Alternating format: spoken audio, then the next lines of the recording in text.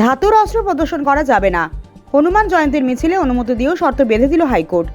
রামনবমীর পর এবার হনুমান জয়ন্তী মিছিল অনুষ্ঠানের অনুমতি চেয়ে কলকাতা হাইকোর্টের দ্বারস্থ উদ্যোক্তারা। অনুমতি চেয়ে হাইকোর্টে 3টি মামলা দায়ের। শর্ত সাপেক্ষে মিছিল অনুষ্ঠানের অনুমতি দিলেন বিচারপতি তীর্থঙ্কর ঘোষ। শোভাযাত্রায় ধাতুর অস্ত্র ব্যবহার করা যাবে না বলে বিচারপতি নির্দেশ দিয়েছেন। কয়েকদিন আগে রামনবমীতে মিছিলের অনুমতি চেয়ে একাধিক আবেদন জমা পড়েছিল হাইকোর্টে।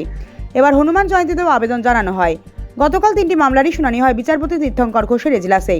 প্রথম মামলায় 12 এপ্রিল হনুমান জয়ন্তীর মিছিলে অনুমতি দেন বিচারপতি। কলেজ স্ট্রিট হনুমান মন্দির থেকে হরিঘোষ হনুমান মন্দির পর্যন্ত এই মিছিল হবে। হনুমান জন্মোৎসব উদযাপন সমিতি মিছিলে অনুমোদন দেওয়ার আবেদন জানিয়েছিল।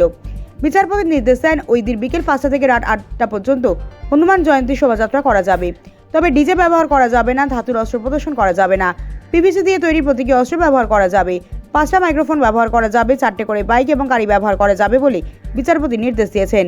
200 থেকে 250 জন ব্যক্তি থাকতে পারবেন ওই শোভাযাত্রায়। বিধানসভার বিরোধী দলনেতা শুভেন্দু অধিকারী ওই শোভাযাত্রায় থাকতে পারেন বলে জানা গিয়েছে।